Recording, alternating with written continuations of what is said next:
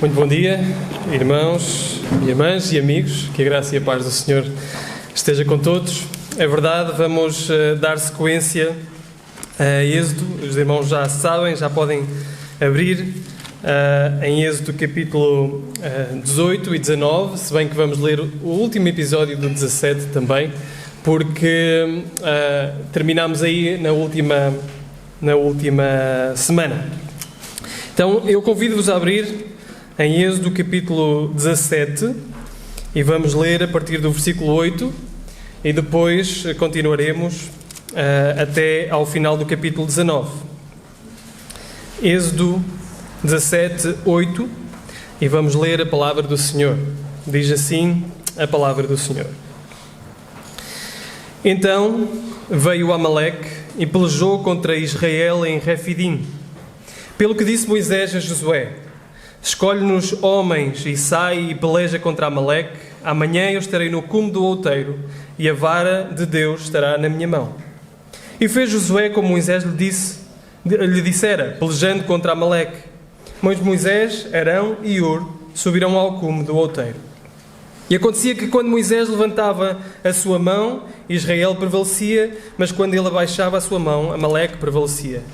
Porém as mãos de Moisés eram pesadas, por isso tomaram uma pedra e puseram debaixo dele para assentar-se sobre ela.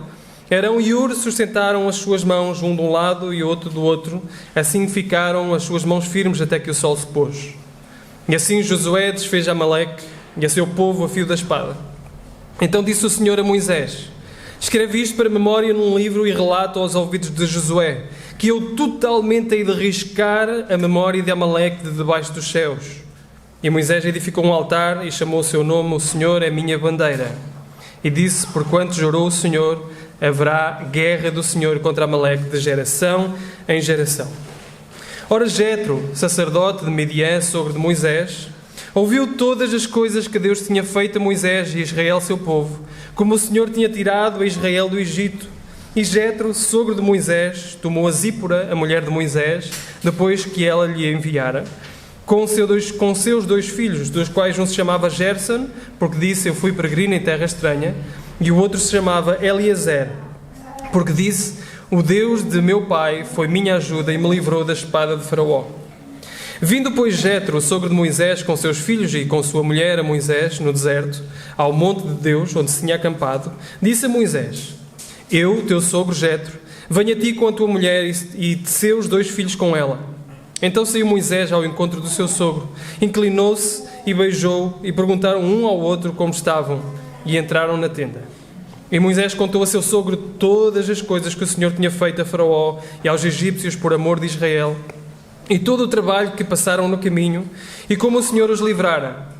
E alegrou-se Jetro de todo o bem que o Senhor tinha feito a Israel, livrando-o da mão dos egípcios.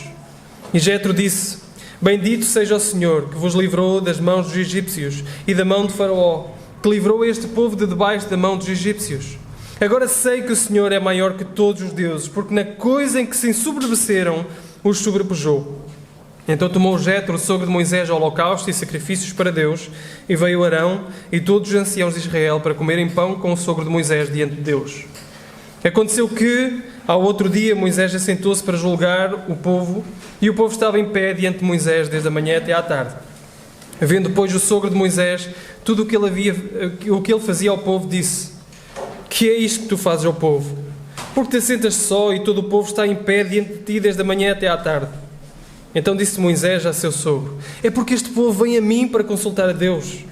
Quando tem algum negócio, vem a mim para que eu julgue entre um e outro e lhes declare os estatutos de Deus e as suas leis. O sogro de Moisés, porém, lhe disse: não é bom o que tu fazes. Totalmente desfalecerás, assim tu como este povo que está contigo, porque este negócio é muito difícil para ti. Tu só não o podes fazer. Ouve agora a minha voz e eu te aconselharei, e Deus será contigo. Sê tu pelo povo diante de Deus e leva tu as coisas a Deus. Declara-lhes os estatutos e as leis, faz-lhes saber o caminho em que devem andar e a obra em que devem fazer. E tu, dentre todo o povo, procura homens capazes, tementes a Deus, homens de verdade, que aborreçam a avareza. Põe-nos sobre eles por maiorais de 1000, maiorais de 100, maiorais de 50 e maiorais de 10, para que julguem este povo em todo o tempo, e seja todo o negócio grave tragam a ti, mas todo o negócio pequeno eles o julguem. Assim a ti mesmo te aliviarás da carga, e eles a levarão contigo. E se isto fizeres, e Deus te mandar, poderás então subsistir. Assim também todo este povo em paz virá ao seu lugar. E Moisés deu ouvidos à voz do seu sogro. Fez tudo quanto tinha dito. Escolheu Moisés homens capazes de todo Israel e os pôs por cabeças sobre o povo, maiorais de 1000, maiorais de 100, maiorais de 50, maiorais de 10. E eles julgaram o povo em todo o tempo. O negócio árduo traziam a Moisés e todo o negócio pequeno julgavam eles. Então despediu Moisés, o seu sogro, o qual foi à sua terra. Ao terceiro mês da saída dos filhos de Israel da terra do Egito, no mesmo dia, vieram ao deserto do Sinai. Tendo partido de Refidim, vieram ao deserto do Sinai e acamparam-se no deserto. Israel, pois, ali acampou-se defronte do monte. E subiu Moisés a Deus, e o Senhor o chamou do monte, dizendo: Assim falarás à casa de Jacó e anunciarás aos filhos de Israel: Vós tendes visto o que fiz aos egípcios, como vos levei sobre as asas das águias, e vos trouxe a mim. Agora, pois, se diligentemente ouvirdes a minha voz, guardares o meu concerto, então sereis a minha propriedade peculiar dentre todos os povos, porque toda a terra é minha. Vós me sereis reino sacerdotal e povo santo. Estas são as palavras que falarás aos filhos de Israel. E veio Moisés e chamou os anciãos do povo e expôs diante deles todas estas palavras que o Senhor tinha ordenado. Então todo o povo respondeu a uma voz e disse: Tudo o que o Senhor tem falado, faremos. E relatou Moisés ao Senhor as palavras do povo.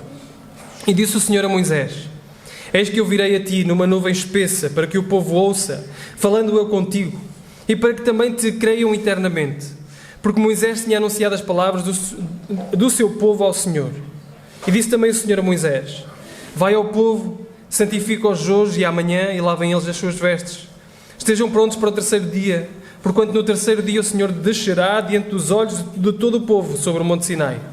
E marcarás limites ao povo em redor, dizendo: Guardai-vos, não subais do monte, nem toqueis no seu termo. Todo aquele que tocar no monte certamente morrerá. Nenhuma mão tocará nele, porque certamente será apedrejado ou assediado.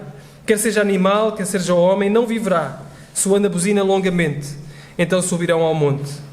Então Moisés desceu do monte ao povo e santificou o povo, e lavaram as suas vestes, e disse ao povo: Estai prontos ao terceiro dia, não chegueis a mulher. E aconteceu ao terceiro dia, ao amanhecer, que houve trovões e relâmpagos sobre o monte, uma espessa de nuvem e um sonido de buzina muito forte, de maneira que estremeceu todo o povo que estava no arraial. E Moisés levou o povo fora do arraial ao encontro de Deus. Puseram-se em pé, ao pé do monte. E todo o monte Sinai fumegava, porque o Senhor descera sobre ele em fogo. E a sua fumaça subia como fumaça de um forno, e todo o monte tremia grandemente. E o sonido da buzina ia crescendo em grande maneira. Moisés falava e Deus lhe respondia em voz alta. E descendo o Senhor sobre o monte Sinai, sobre o cume do monte, chamou o Senhor a Moisés ao cume do monte, e Moisés subiu. E disse o Senhor a Moisés: Desce, protesta ao povo que não trespasse o termo para ver o Senhor, a fim de que muitos deles não pereçam. E também os sacerdotes que se chegam ao Senhor se hão de santificar, para que o Senhor não se lance sobre eles. Então disse Moisés ao Senhor: O povo não poderá subir ao monte Sinai, porque tu nos tens potestade, dizendo: Marca termos ao monte e santifica-o. E disse-lhe o Senhor: Vai, desce. Depois subirás tu e Arão contigo. Os sacerdotes, porém, e o povo não trespassem o termo para subir ao Senhor, para que não se lance sobre eles. Então Moisés desceu ao povo e disse-lhes isto. Até aqui a palavra do Senhor.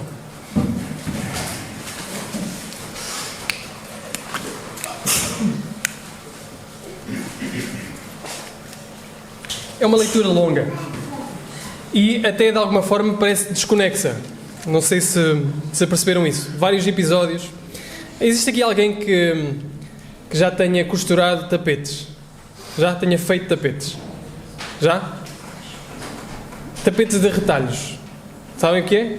Quando o nosso João nasceu, uma senhora aqui do Silveiro ofereceu-nos um tapete bonito. Um tapete de retalhos. Tem vários padrões, não é? Escolhe-se os retalhos, junta-se. E parecem retalhos desconexos, mas tudo composto, tudo cozido uns aos outros, formam um tapete belo, lindo. E no fundo é isso que acontece aqui. Parecem histórias desconexas. Quer dizer, nós temos uma batalha, logo a seguir temos o sogro de Moisés que aparece e fala, ouve o que é que aconteceu. Logo a seguir o sogro de Moisés vê uma coisa que está a acontecer na vida de Moisés, dá-lhe um conselho, e logo a seguir chegamos a uma montanha que arde, uma montanha que estremece, a presença do Senhor está ali no meio deles, e eles, ou seja, aquilo é o prefácio da lei. O Senhor faz uma aliança com o povo antes mesmo de dar a lei. Parecem episódios totalmente desconexos, mas espero que no final deste tempo aqui nós possamos ver que belo tapete sairá. Que belo padrão nós podemos ver aqui. Existem, até agora nós temos olhado para tudo aquilo que o Senhor tem feito, até ao capítulo 17 tem sido coisas fantásticas. Quer dizer, um povo está escravo, um povo está subjugado, o Senhor decide aparecer a dizer que vai salvar o povo e aparece como? De uma forma fantástica, uma sarça ardente aparece. Logo a seguir, Moisés é comissionado, vai falar com Faraó, Faraó rejeita e começam a vir pragas, a água começa a se tornar em sangue, começam a sair rés, começam a vir moscas, começa aqui a granizo do ar, os primogénitos morrem, coisas fantásticas, coisas sobrenaturais. E como se não bastasse, o povo sai e logo de seguida vê-se encurralado e de repente o mar abre e eles passam a seco. De forma fantástica. E como se não bastasse isso, o povo chega ao deserto, tem sede, aparece água. A água amarga transforma-se em água doce. De repente começa a aparecer uma coisa que eles perguntam: o que é isto? Não é? Que é isso que significa maná. O que é isto? Lá no meio do deserto, para fazer pão. E as codornizes até vêm, a carne até vem ter com eles. E de repente não há mesmo água nenhuma e de uma rocha surge água. Mas agora parece que as coisas, particularmente o capítulo 18, parece que as coisas estão desconexas. As coisas fantásticas pararam. Parece que há aqui uma interrupção. Mas o que eu gostaria que nós víssemos é que isso é precisamente o culminar e o clímax de toda esta maravilha que vem até aqui. Nós veremos já isso. Então, vamos ver estes retalhos, retalho a retalho, 4 retalhos que nós iremos ver neste texto. O primeiro está, claro está, do versículo 8 ao versículo 16 do capítulo 17. Então nós vemos aqui uma batalha. O povo de Israel está acampado em Refidim, está lá acampado, não fez nada, não atacou ninguém, mas é atacado pelos amalequitas. E isto, o que esta reação, tanto deste retalho como do próximo retalho, nos mostra, é precisamente que o Senhor tem vindo a mostrar quem Ele é e agora as nações estão a reagir a quem Ele é. Se nós andarmos para trás, nós vemos, no Cântico de Moisés, nós lemos que os povos o ouvirão e estremecerão, no capítulo 15. Se andarmos para o capítulo 14, para o evento do Mar Vermelho, o Senhor diz a Moisés que os egípcios saberão que eu sou o Senhor quando for glorificado em Faraó, nos seus carros e nos seus cavaleiros. Havia um propósito específico para o que o Senhor estava a fazer. E quando olhamos para as pragas do Egito, essa progressão das pragas do Egito, o Senhor nos mostra que, no capítulo 7, versículo 17, por exemplo, que nisto saberás que eu sou o Senhor, é o Deus a falar com Faraó, nisto tu saberás que eu sou o Senhor. Logo a seguir, no capítulo 8, versículo 22, diz que para que saibam, as pragas são para que saibam que eu sou o Senhor no meio desta terra, do Egito. E no capítulo 9, versículo 14, nós lemos que para que saibam, ou para que saibas que não há outro como eu em toda a terra. E 2 versículos a seguir nos diz: mas deveras para isto te mantive, Faraó, para mostrar o meu poder em ti e para que o meu nome seja anunciado em toda a terra. O propósito do Senhor até aqui é mostrar quem Ele é, mostrar o seu poder, mostrar a sua força, mostrar que não existe outro Deus como Ele, para que todas as nações ouçam que Ele é Senhor. Para que tudo à volta saiba que Ele é Senhor. E quando chegamos a estes 2 episódios, estes 2 retalhos já a seguir, nós vamos ver como as outras nações que ouviram quem Deus era, reagem. E a primeira nação, o primeiro grupo gentio que reage são os amalequitas. O povo de Israel não fez nada para com os amalequitas. O povo dos amalequitas, esta tribo dos amalequitas, sabia o que se passou. Sabia que este povo era o povo de Israel, senão não tinha atacado. Sabia precisamente que este povo de Israel tinha estado no Egito, tinha sido liberto do Egito, por mão poderosa. Mas mesmo assim decide atacar este povo. E vemos, em primeiro lugar, vemos que o pecado nos faz, e peço desculpa pela expressão, nos faz burros. Quer dizer, a maior nação, a conhecida até então, não derrotou os israelitas, mas uma pequena tribo ia conseguir. Era isso que eles pensaram. Nós somos uma pequena tribo, vamos conseguir aquilo que os egípcios não conseguiram. E às vezes o pecado faz isto em nós. Tomamos atitudes que não são racionais, levados pelo pecado, levados pelo nosso próprio desejo, levados pelas nossas concupiscências. Nós pensamos que sabemos melhor do que Deus e vamos contra Deus. O pecado nos emburrece. É pior que o amor, não é? O amor também, há quem diga que nos emburrece, nos deixa cegos. O pecado nos emburrece, porque é o amor aos nossos próprios desejos que nos cega. E é isso que eles fazem, eles combatem contra o povo de Deus. E eles pelejam contra o Senhor, e a história nos mostra que Moisés então sobe ao monte, ele vê tudo aquilo, o ataque, diz: Josué, arranja aí um exército, vai lutar, enquanto isso eu subo ao monte com Ur, com Arão, e vou levantar a vara. E enquanto Moisés levantava a vara, o povo prevalecia. Quando Moisés ficava com os braços cansados, o povo, ou os ismaelitas, prevaleciam. É isso que diz, não é? E talvez nós conhecemos muito bem esta história, já ouvimos esta história, alguns de nós já ouviram esta história muitas vezes, na escola dominical ou em algumas pregações, e podemos já ter ouvido desta forma. Enquanto Moisés levantava a mão, o povo prevalecia. Quando Moisés baixava as mãos, Amaleque prevalecia. Portanto, nós precisamos ser pessoas de oração. Quando levantamos as mãos aos céus em oração, o Senhor faz coisas. Quando deixamos de levantar as mãos aos céus, o Senhor deixa de fazer coisas. E precisamos de companheiros para nos ajudarem a orar, companheiros que nos ajudem a perseverar em oração.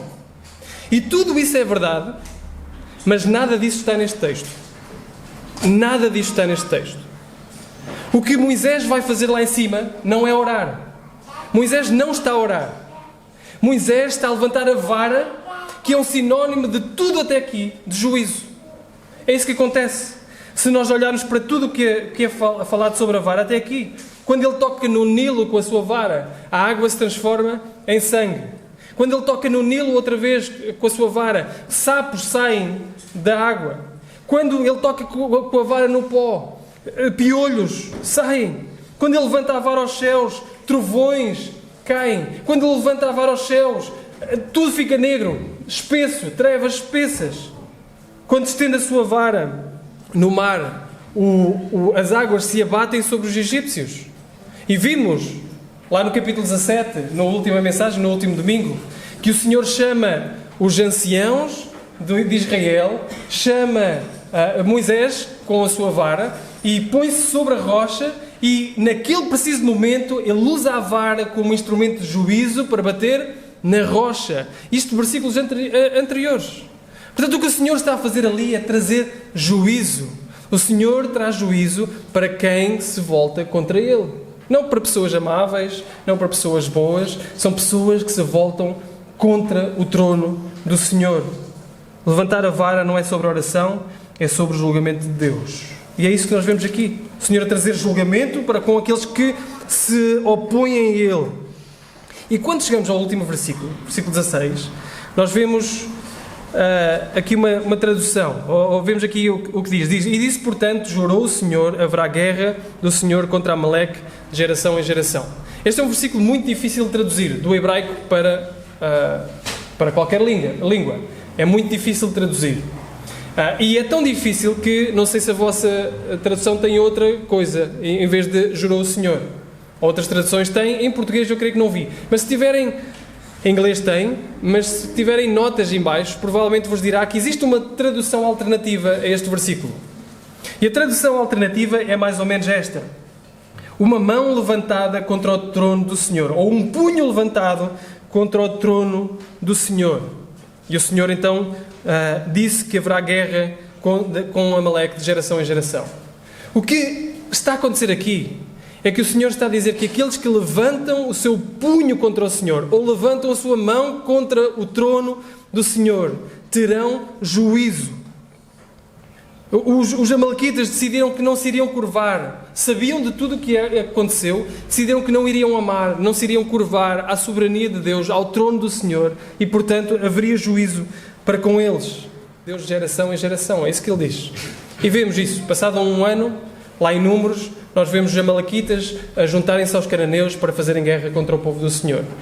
Passado algum tempo, lá no tempo dos juízes, nós vemos mais uma vez os amalequitas fazerem guerra contra o povo do Senhor. Ele tem que levantar, por exemplo, Gideão para lutar contra os amalequitas. Mais à frente, Saul luta contra os amalequitas. Mais à frente, até Esther luta contra os amalequitas. Mas esta não é uma guerra que vai só para a frente, é uma guerra que vem para trás. Os amalequitas vêm de Amaleque, que era um dos netos de Esaú, que era irmão de Jacó, que é onde retorna o povo de Israel. Esaú e Jacó em guerra, que nos relembra de outra luta mais anterior, de dois irmãos também, Caim e Abel, que nos traz ainda para uma outra luta, que é entre Deus e Satanás, de geração em geração em luta, a levantar o punho contra o trono do Senhor. E quando lemos uma história destas, talvez a nossa predisposição seja sempre colocar-nos do lado dos bons, do lado daqueles que amam o Senhor, daqueles que se curvam ao seu trono, à sua soberania, que estão lado a lado com Josué na guerra e a lutar e a matar amalequitas. Ou então, se não gostamos muito dessa parte, estamos mais a segurar as mãos de Moisés, a ajudá-lo, a trazer juízo sobre os outros. Mas aquilo que nós devemos fazer, ou devemos considerar, é que nós não somos propriamente o povo de Deus. Não nascemos como povo de Deus. Não nascemos perto de Deus. Não nascemos a amar a Deus. Não nascemos com uma predisposição para amar e nos submetermos à soberania de Deus, ao seu trono. Nós todos nascemos com um punho levantado contra Deus. Todos nascemos com uma mão levantada no trono de Deus, a rejeitar a sua soberania, a rejeitar o seu amor, a rejeitar quem Ele é. Todos nascemos assim. Esse é o argumento de Paulo, lá em Romanos, capítulo 1, e 2 e 3. Que todos nós decidimos amar mais a criatura do que o Criador. Todos nós decidimos amar mais a mentira do que a verdade. Todos nós nascemos amalequitas. Tu nasceste amalequita, eu nasci amalequita. Um gentio que rejeita totalmente o Senhor.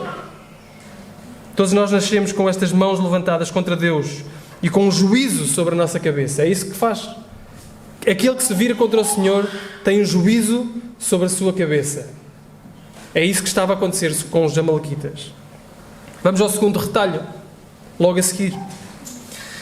Aparece Jetro. Ora, vejam esta mudança tão abrupta. Quer dizer, estamos no meio de uma guerra, no meio de um juízo, e de repente aparece um homem, Jetro, sogro de Moisés, sacerdote de Midian.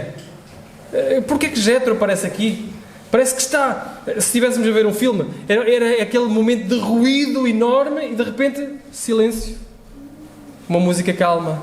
É isso que acontece agora, uma mudança abrupta, mas nada é ao acaso. Quando isso acontecer na Bíblia, percebam que nada é ao acaso, o Senhor não faz nada ao acaso. Quer-nos traçar aqui uma comparação entre estas duas personagens. Jetro, sacerdote de Midian.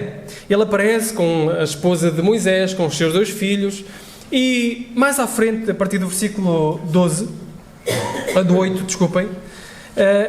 Moisés começa a contar ao sogro todas as coisas que o Senhor tinha feito.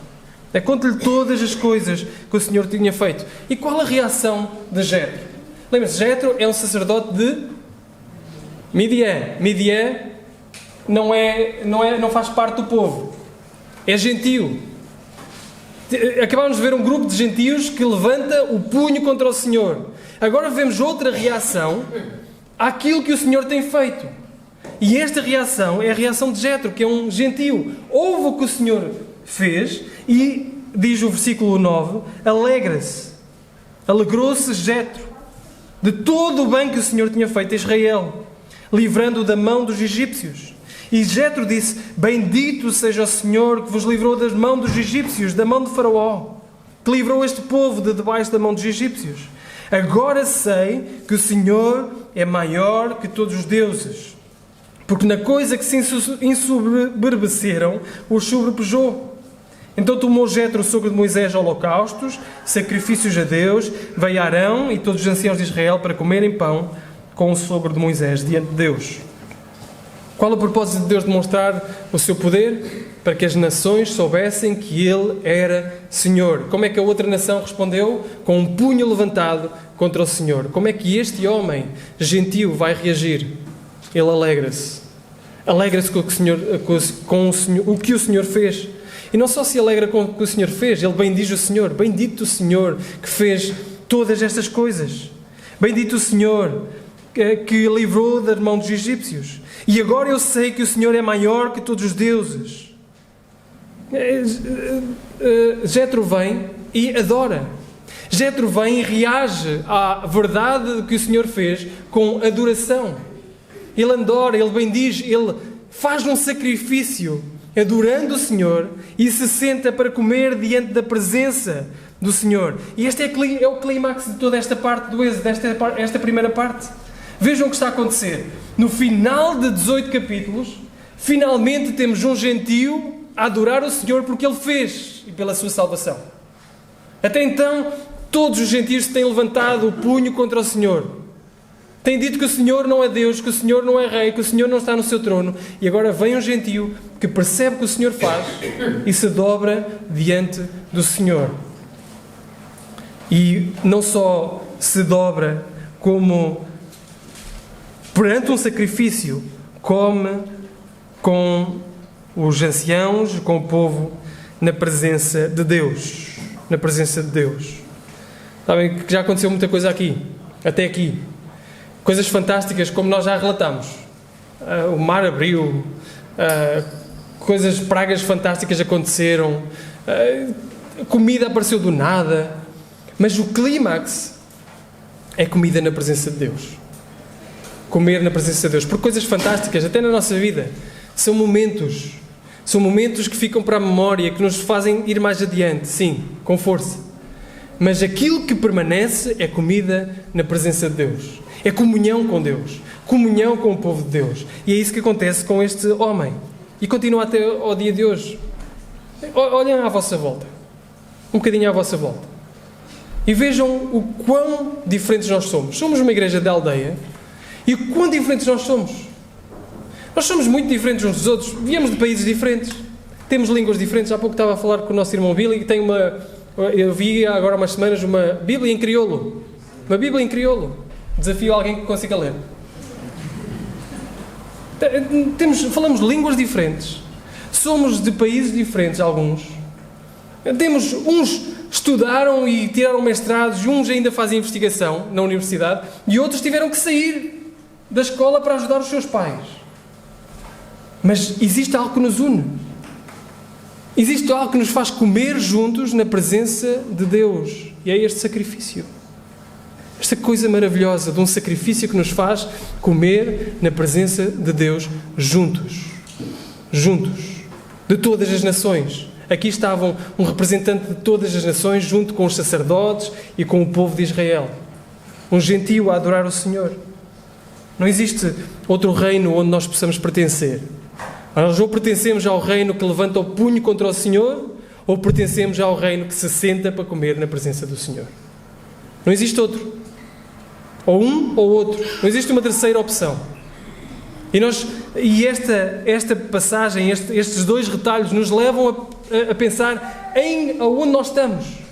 Se estamos no lado daqueles que ainda dizem: o Senhor não é Rei, eu sei o que o Senhor fez, mas eu não quero amá-lo, eu decido não amá-lo, eu decido não me curvar perante a sua soberania. Ou por outro lado, estamos do lado de Jetro, que ouve, se alegra, bendiz, se senta para comer na presença de Deus, curvado à soberania de Deus. O que nos leva ao terceiro retalho. O terceiro retalho vem logo a seguir. É este episódio em que Jetro, ainda lá, a partir do versículo 13, começa a ver o que se passa. Moisés, ele senta-se, o povo está em pé de manhã à noite, ele começa a ver aquele aspecto, e o povo faz filas para ouvir Moisés. Precisa de sabedoria para julgar as suas questões, para aplicar a lei. E Jétro diz: Moisés, posso dizer alguma coisa? Eu acho que isso não está bom. Eu acho que tu estás-te a cansar a ti, vais cansar o povo.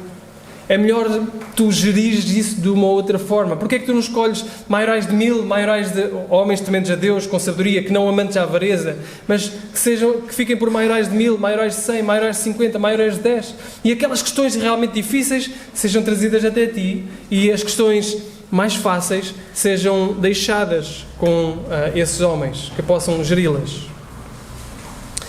E isto para mim, é extremo ensino. Eu sei que os jovens na sexta-feira estiveram a falar desta parte, em delegação, em como fazer isso, não é? Acho eu, pelo menos do que me foi chegado, foi isso. E existem excelentes conselhos acerca de como delegar, de como gerir, de como administrar melhor. Mas o livro do Êxodo, apesar dos bons conselhos que pode dar, não é um livro sobre administração. Apesar de muito ensinamento que podemos tirar desta passagem em relação a esse campo, o livro do Êxodo não é um livro de administração. E aqui neste terceiro retalho, que vai até o versículo 6 do capítulo 19, nós podemos ver algo mais profundo que estava a acontecer. E o que estava a acontecer é que o Senhor estava a preparar o seu povo para receber a lei. Estava a preparar o seu povo para viver debaixo da lei, e não era uma lei qualquer, era a lei de Deus. Esse era o ponto. O povo estava a ser preparado para gerir todas as coisas de forma a que a lei de Deus se manifestasse na vida do povo. E manifestando a lei de Deus na vida do povo, o seu povo fosse algo diferente. Um povo moldado pelo caráter do provedor da lei. O povo fosse moldado ao caráter de Deus. Estivesse mais perto daquilo que é o batimento do coração de Deus. Era isso que o Senhor queria fazer. E ao receber a lei, existem dois resultados claros que nós vemos nesta passagem e veremos a partir daqui para a frente. Só um pequeno pormenor. O povo assentou-se no deserto do Sinai, já andou andou daqui para ali, daqui para ali, daqui para ali. O povo agora assenta-se no deserto do Sinai, diz o início do versículo do capítulo 19, e aqui vai ficar os próximos 20 capítulos. Os próximos 20 capítulos, até ao final do livro, o povo está aqui assentado neste deserto. E aqui chega para receber a lei, para ser formado consoante aquilo que o Senhor quer. E há dois resultados aqui que nós vamos ver depois nos próximos capítulos todos. O primeiro é que a lei é dada para o bem do seu povo. A lei do Senhor é dada para o bem do povo de Deus. Viver sobre a lei nos traz bem, nos traz alegria. É isso que diz no versículo 23 do capítulo 18. Se isto fizeres e Deus te mandar, poderás então subsistir, assim também todo este povo em paz virá ao seu lugar. Então, a lei iria trazer paz, a lei iria trazer alegria. Aquele que vive sob a lei é alguém que está mais perto daquilo que é o coração de Deus, naturalmente está mais perto de viver em paz, de viver em alegria, de viver consoante Deus. É isso que o salmista diz lá no capítulo 19, no Salmo 19. Ele diz que a lei de Deus é boa, que é dada para a satisfação do seu povo. A lei de Deus é perfeita, refrigera a alma, é reta, alegra o coração. É mais desejável que o ouro e mais doce que o mel, como diz o salmista. Isto para alguém que gosta de mel, gostava bastante. Comia às colheradas. E a Bíblia diz que a lei é mais doce que o mel. Mais doce que o mel. Nos faz melhor que o mel. É assim que nós temos visto a lei de Deus? Será? Ou como um peso, como algo que nos pesa sobre os ombros. A Bíblia diz que seguir a lei de Deus nos traz paz, nos traz alegria. Este é o primeiro resultado de alguém que vive sob a lei de Deus. Mas o segundo resultado é a formação do povo de Deus. Formação do povo de Deus conforme o caráter de Deus. O povo, ao viver sobre a lei, não somente é mais feliz, como se aproxima mais de quem Deus é. Agora nós pensamos, como é que este retalho tem a ver com os outros todos? Porque até aqui, o Senhor, pela sua própria mão, pela sua própria força, pelos seus próprios atos, foi Ele que testemunhou quem Ele era e disse que todas as nações veriam que eu sou o Senhor.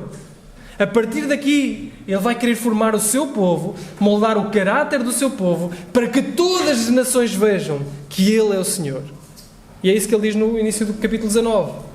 Ele diz: se vocês obedecerem, agora se diligentemente ouvires a minha voz, guardares o meu concerto, então sereis a minha propriedade peculiar dentre os povos, porque toda a terra é minha. Vós sereis reino sacerdotal e povo santo. Estas são as palavras que falarás aos filhos de Israel. 3 coisas que ele diz. Primeiro, propriedade exclusiva. Eleita, trazida do mundo, tirada do mundo, diferente. Se vocês ouvirem, cumprirem este meu concerto, vocês são propriedade exclusiva. Segundo, Israel é um reino de sacerdotes. E o sacerdote era aquele que não só representava o povo diante de Deus, mediante o sacrifício, como também representava Deus ao povo. O sumo sacerdote ia uma vez ao ano ao Santo dos Santos. E era o mais próximo que o povo conseguia chegar da presença de Deus. Olhar para o sumo sacerdote. Olhar para aquele que chegou mais perto de Deus. E também, por fim, Israel seria uma nação santa. Deveriam ser santos como Deus é santo. Deviam refletir o caráter de Deus nas suas vidas, para que as nações pudessem olhar para Deus. E este é o pacto que o Senhor faz com o seu povo. O seu povo iria viver sobre a lei, está a preparar o povo para viver sobre a lei. E o povo, em primeiro lugar, seria mais feliz. Teria paz se vivesse segundo a lei.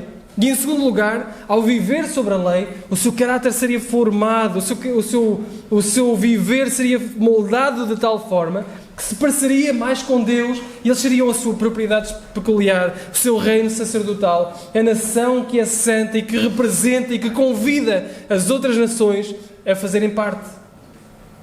Não é preciso muitos livros já à frente. Quando chegamos a Ruth, e Ruth, uma gentia, olha para Noemi e diz: eu quero esse teu Deus. O teu Deus é o meu Deus. Eu quero esse Deus que matou o meu marido e matou o meu sogro. Porque eu sei que Ele é o Senhor. O teu Deus será o meu Deus. O teu povo será o meu povo. Ruth, uma gentia, diz isto. Porquê? Porque o moldar da vida, mesmo num tempo dos juízes que era terrível, mas a vida do povo de Deus atrai os gentios para o seu povo. E o Senhor quer moldar o seu povo dessa forma. E hoje, quem é o povo de Deus? Quem é o povo de Deus hoje? A sua igreja. A sua igreja, aqueles remidos que são remidos do Senhor, são o povo de Deus. E Pedro pega exatamente em Êxodo capítulo 19 e nos diz aquilo que ele deseja que a igreja seja. Diz lá em 1 Pedro 2,9: mas vós sois a geração eleita. Vejam lá a propriedade particular de Deus. O sacerdócio real. Vejam o que Deus disse: vocês serão um reino sacerdotal. A nação santa. Vocês serão um povo santo.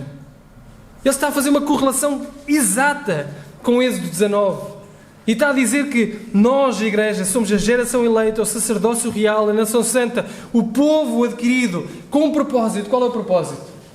Para que anuncieis as virtudes daquele que vos chamou das trevas para a sua maravilhosa luz.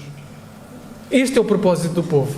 Este é o pacto que o Senhor faz com o seu povo, moldando à sua imagem, para que outras nações sejam convidadas. E todo o livro de 1 Pedro nos diz isso.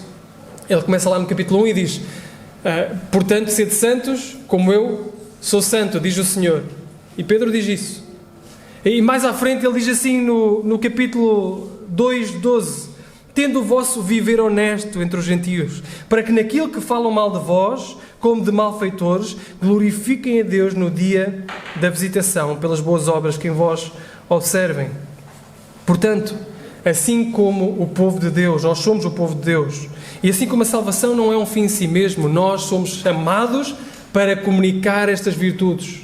Nós somos aquele povo que deve falar aos outros e atrair os outros ao Senhor, mediante o caráter do Senhor, mediante o anúncio das virtudes daquele que nos chamou das trevas para a sua maravilhosa luz. E hoje é através da minha vida, é através da tua vida, é através da nossa vida como igreja, que as nações são convidadas a reagir ao nome do Senhor. Ou a levantar o punho e a dizer: nós não queremos, nós não nos submeteremos, nós não nos curvaremos contra o Senhor. E sobre eles está o juízo de Deus, como Moisés levantou a vara. Ou então, ao aceitarem, mediante o sacrifício do Cordeiro, se possam sentar e partilhar uma refeição na presença de Deus. Nós somos esse povo, chamado a reagir assim. E por fim, o último retalho, no final do capítulo 19, nós vemos que antes mesmo de receber a lei, o Senhor está a fazer este pacto, este prefácio à lei, e vai a partir do capítulo 20, que será no próximo domingo, expor os 10 mandamentos, vai trazer a lei. Mas antes disso, há aqui um episódio estranho. É Deus a descer e o monte a tremer, o monte a fumegar. Nós vemos que o Senhor quer deixar bem claro que a lei que o Senhor vai trazer não é a salvação. A lei é nada sem a graça. É isso que Ele quer mostrar. A lei nada é sem a graça. Ele vai mostrar isto através de 3 personagens que estão envolvidas aqui neste capítulo, nesta parte. A lei nada é sem graça. E as 3 personagens presentes em todo ele. O Senhor já lhe disse o que desejava que eles fossem, que transportaria esta responsabilidade de carregar o seu nome, serem santos também. E o povo responde, no versículo 8, o povo diz: tudo o que o Senhor tem falado, nós faremos. O povo está confiante que vai cumprir. O povo está confiante que a lei por si basta, que ele vai conseguir cumprir. E o Senhor vai-lhes mostrar que afinal não é bem assim, que afinal não vai conseguir fazer como espera fazer. Porquê? Porque o Senhor começa a mostrar que para estar com Ele é preciso santificarem-se. Lavar as vestes, por exemplo, não tocar em mulher, por exemplo, como diz aqui. Para estar perto do Senhor não é só preciso santificar-se, mas é preciso respeitar uns certos limites. É preciso não andar para a frente de uns certos limites, porque se passassem os limites, certamente morreriam. O Senhor diz que vai descer ao terceiro dia pela madrugada Ele desce. E quando desce, o monte estremece, fumega. As pessoas começam a ficar com medo, porque afinal disseram que cumpriam, mas já não sabem se conseguem cumprir. Estar perto de Deus não é assim tão fácil. O Senhor inicia um relacionamento, desce para o monte, mas depois, Ele, por muito que deseja esse relacionamento e deseja, a sua presença, ela dizimaria qualquer um de nós. Não sei se já viram aquela série. Eu já vi por série porque isso aconteceu pouco tempo antes de nascer. Mas do episódio de Chernobyl. Já viram? Sabem o que é? O que aconteceu em Chernobyl.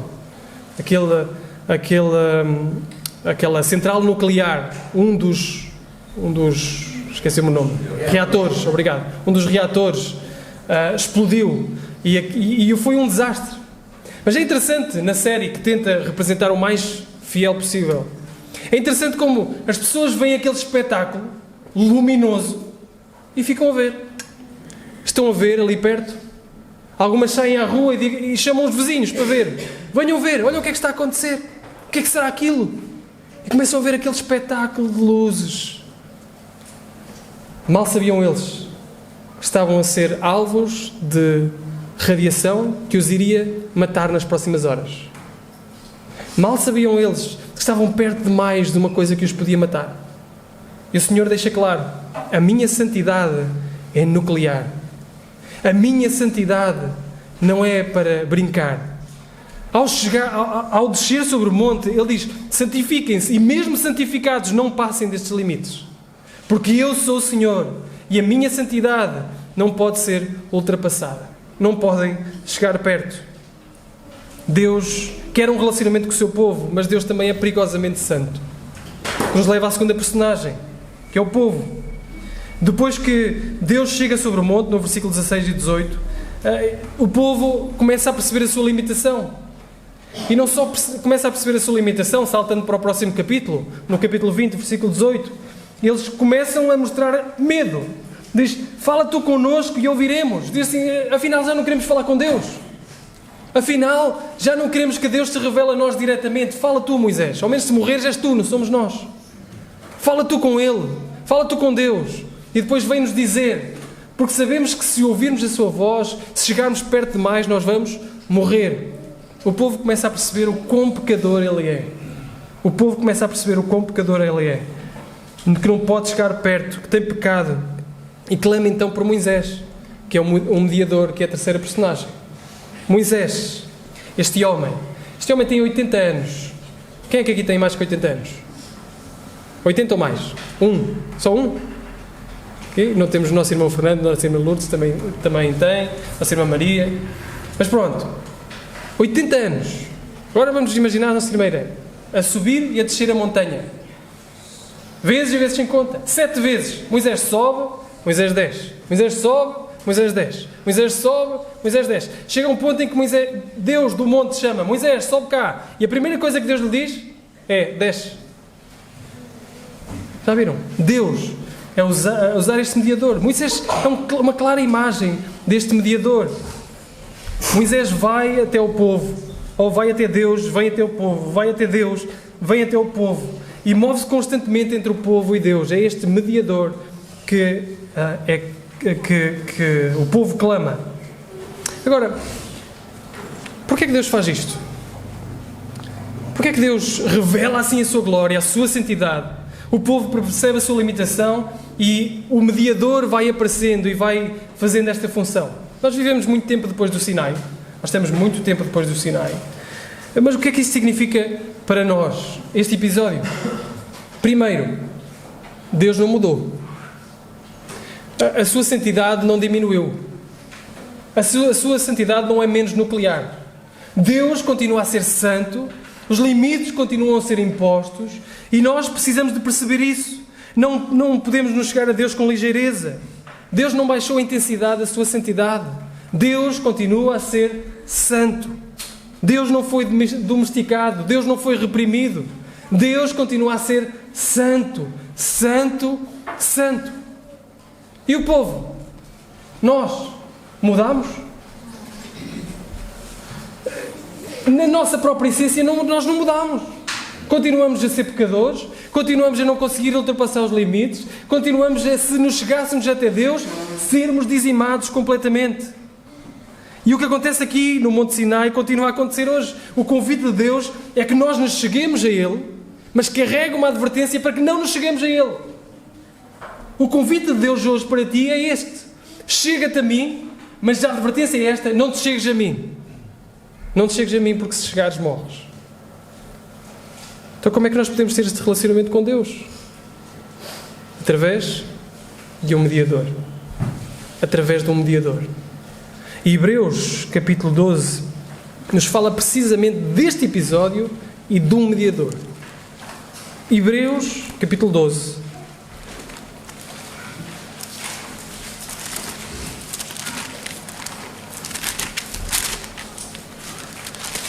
Versículo 18.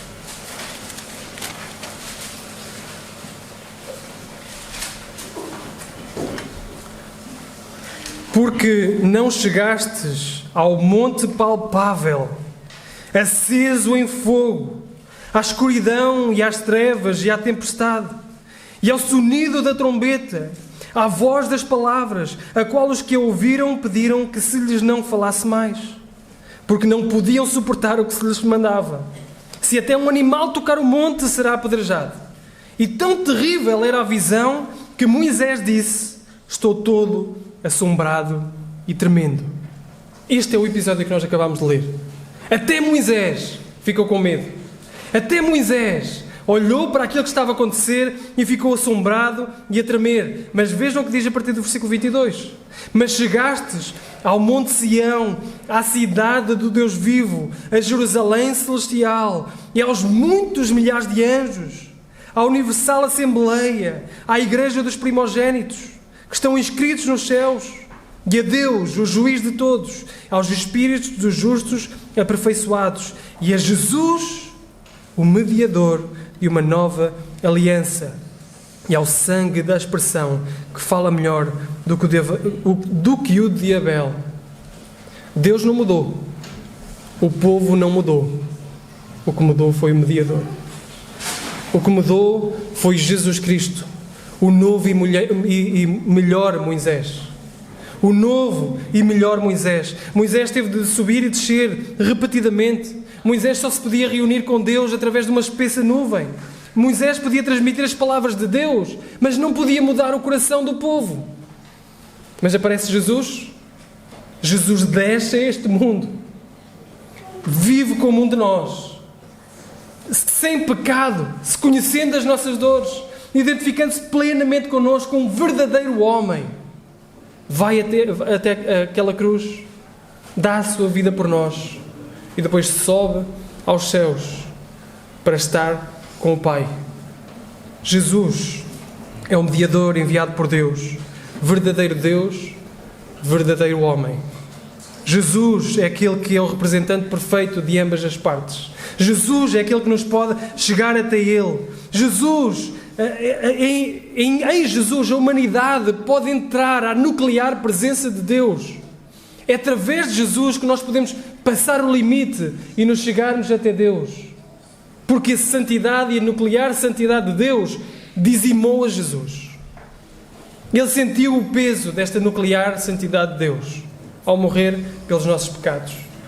É Jesus que é o perfeito mediador. O povo precisava de ver que não era a lei que iria salvá-lo. Vai acontecer agora, a partir daqui. Muitas leis virão. Mas o povo precisava de perceber que nunca seria a lei que o poderia salvar. Mas era o perfeito mediador. Deus continuava a ser santo. O povo continuava pecador. O perfeito mediador os iria salvar. E concluo com esta advertência que o próprio autor aos Hebreus aqui faz. A advertência que o autor faz no versículo 25 é que a voz repete-se ainda hoje. A voz daquele monte ainda hoje ecoa. Diz lá no versículo 25: vede que não rejeiteis ao que fala, não ao que falou, ao que fala. Porque se não escaparam aqueles que rejeitaram o que na terra os advertia, muito menos nós, se nos desviarmos daquele que é dos céus. A voz que falou no monte ainda hoje fala. A voz que fez tremer o povo, a voz que fez tremer Moisés, ainda hoje fala a ti que aqui estás. E te diz: ouve-o, chega-te a ele. A voz ainda hoje fala. Te diz: reage. Reage da forma correta. Senta-te na presença de Deus. Derrama-te perante Ele. Bendiz o seu nome. Alegra-te perante Ele. Reconhece que és pecador e reconhece o quão Jesus é um perfeito mediador, o único que te pode fazer levar até à presença de Deus. Não levantes o teu punho contra Deus. Não levantes o teu punho, não coloques a tua mão no trono de Deus, a dizer: tu não és rei, tu não és Senhor. Eu recuso-me a curvar a ti, recuso a amar-te. O convite é: ouve a voz que ainda hoje fala, para que creias nele. E a segunda advertência que ele faz está no versículo 26, para a frente. Ele diz que o temor do Monte Sinai é uma imagem daquilo que ainda será repetido no futuro. O temor do Monte Sinai. Diz: a voz do qual moveu então a terra, mas agora anunciou dizendo: ainda uma vez comoverei não só a terra, mas também o céu. Sabem, este temor do Monte Sinai será perfeitamente revelado um dia. Falámos disso na escola dominical hoje, no juízo final. Quando o Senhor trouxer todos os céus e a terra perante Ele e abrir os livros de tudo o que nós fizemos, e abrir os livros, e de repente tira o livro da vida, onde abre o livro da vida e diz assim: está aqui o teu nome. Está aqui o teu nome no livro da vida, portanto eu vou-te julgar perante aquilo que o mediador fez, não por aquilo que tu fizeste. Mas se o teu nome não for encontrado no livro da vida, tu serás julgado por aquilo que tu és. Serás julgado por aquilo que tu fizeste. Serás julgado pela tua incapacidade de entrar na presença de Deus e passar o limite. Portanto, o convite é colocares a tua confiança em Jesus. Hoje. Hoje. Vejam como termina o capítulo. O nosso Deus é um fogo consumidor. O nosso Deus é um fogo consumidor. Fogo consumidor. Todo aquele que não colocar a sua confiança em Jesus sofrerá este fogo consumidor. E este é o meu convite para ti, é o nosso convite para ti. Confia em Cristo hoje. Confia naquele que, voltando ao primeiro retalho, não é como Moisés que levantou as suas mãos para trazer juízo, mas como Jesus que levantou as suas mãos para receber o juízo. Confia naquele que é o verdadeiro sacrifício, melhor do que aquele que Jetro ofereceu, para nos podermos sentar e comer na presença de Deus. Confia naquele que é o perfeito mediador e que te pode levar a entrar nos limites da nuclear santidade de Deus. Que o Senhor nos abençoe. Vamos orar?